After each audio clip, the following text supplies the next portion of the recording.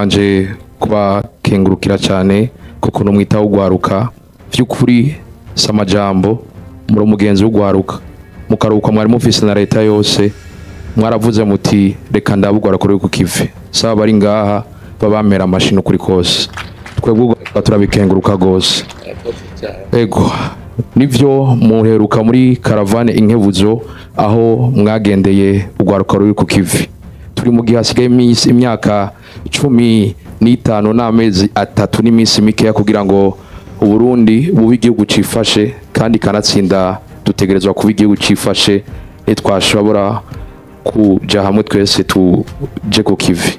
Kibazo canje gihagaze ngaha nyene icubahiro ugwaruka mwagendeye mwasanze ivyo rukorakora ruriko rirusunga inombona kazoza mbega nimba hariho urutaratahura inombona kazoza hari kwakogwa iki kugira ngo na wa wundi adafisa akaradiyo na wa wundi abura kanya gato ko kugira ngo akurikirane ano makuru mu mushikire zijya nkingi zitanu azumve neza. Ikibazo gisa n'icya kabiri turi mu gihe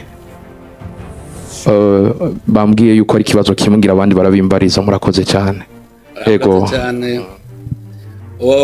taramuzi numwe afise yashene yitwa Umukubito aramfasha cyane mu kwigisha kuko araja kuraba akongera akabikwiragiza akerekana haba ugwaruka rugejeje. Rero hajya abajije ikibazo nk'ukizi nagira ndabwire yuko ugwaruka mwarumvise hose nca ndabaza ntinyereka imbona kazoza kuri ivyo uri kuravuga. Burya rero abantu bazi yuko murabona inkingi bavuga ngo hari aho bavuga ngo engagement de l'État mugabo mubona umenga ntahanditse engagement de citoyen. Musanzwe igihugu cyose bwa gitera imbere nuko abene gihugu bose baba bateye imbere nuko bose baba bari ku kivi kubera ikigega ca leta cinjizwa gikomezwa n'ibikorwa vy'abene gihugu. Uno munsi rero ndavye ugwaruka bose baranyereka imbona kazoza nk'ubu ndabona banyereka amahinguriro akomeye cyane. Reka ndabereke nk'ubu umuntu atangura kutuntu duto duto muga tugashika kure. Uno munsi hari habona gendeye babiri nabonye aba ari kazoza gakomeye cyane. Nagendeye aho bakora amavuta yabigeme mu mutwe barambwira yuko aribo bikorera ayo mavuta bakayakura mu biterwa bonyene bakakuramwe amavuta ayo mavuta bagayateranya akaba amavuta meza cyane kandi naturel. Nagiye hari ama parfum wenyene ayikorera ngaha mugabo kare twari tuzi ko parfum ava hehe kure nuvuga yuko nk'amahinguriro igisata c'amahinguriro ndabona kugwaruka ruriko rukora rurondera ayo mahinguriro. Hari aho nagiye bakora ubuki batweretse imbona kazoza yabo ingene bashaka ko rizo bihinguriro rikomeye. Twaragiye mu ntara nyinshi turaba bose ugwaruka ruca rukwereka imbona kazoza. Nk'ubu narabonye abakora omo nk'ujya akora omo vyerekana ko mu mutwe akubwira ati nshaka ko rizo bihinguriro rikomeye ku buryo ata omo izosubira kuva hanze. Rero imbona kazoza niyo turiko twubakirako abene gihugu bose bamaze kuja kukivata n'umwe asigaye. Ndabwije ukuri iyo myaka 15 ntizohera. Reka je ndababwire je ngize ibiharuro ndaba kuva mu 2005 gushika uno munsi haheze imyaka 20 hafi 20 ni imyaka 19 na uravye mutahe twatanguje mu 2005 ukaraba uno munsi aho tugeze uyu mutahe dufise uno munsi. Ndabwije ukuri mu myaka itashika na 10 muzobona Uburundi rupfe kuja kukive gusa kandi ntagiye udusubiza inyuma. Ibi bya bindi ngo ndyane ivyo ntibidusubiza inyuma atagi dusubije inyuma mu myaka 10 ndazi neza muzobona aho Burundi bugeze. Kubera iki? Reka ndabaha akarorero je mu 2005 nta nzu nari mfise. Uno munsi ndafise inzu none ayo mahera nakoresheje mu kubaka inzu ubu nca ndayakoresha iki? Nuvuga hari ikindi kintu cy'iterambere nca nkora na wewe hari ivyo maze kuronka na uramaze kuronka n'ubundi yararose. Uno munsi avuga ati jebi narahejeje kubironka ubu amahera yakoze ibi ubu rero ngenda yakoresha ikindi kintu uzoza ubona twese twamaze gushika. Rero jewe ndafise ikizere nciye mu gwaruka ndavye umuvuduko bariko. nawe murakoze cyane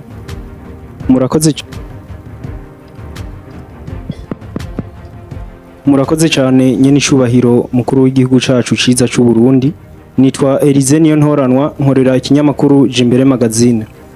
Mu rugendo inkebuzo twari tumazemo imisi mu majambo mwavumera mwaravuga yuko kazoza ku Burundi tugakesha ugwaruka. Ivyo vyaraha intege ugwaruka ruri ku kivi yuko mugwizeye cyane.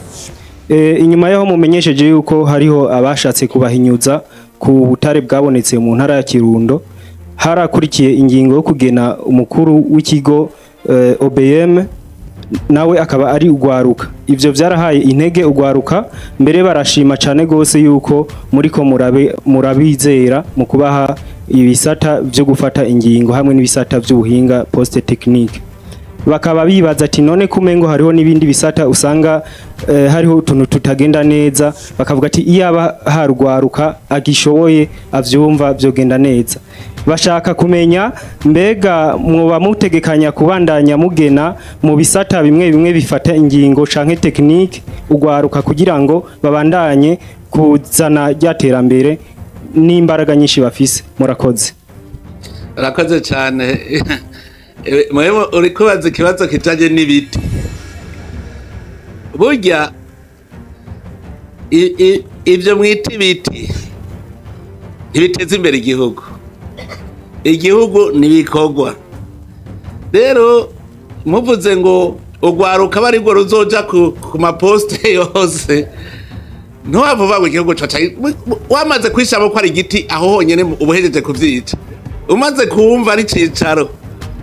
Ariko ugwaruka ico nkundira barahanurana ubu, ico nkundira ugwaruka barahanurana. Twebwe abakuze yego nivyo ugwaruka ntirutwabuka kuza kuduhanura, mugabo ugwaruka gwogo rurahanurana.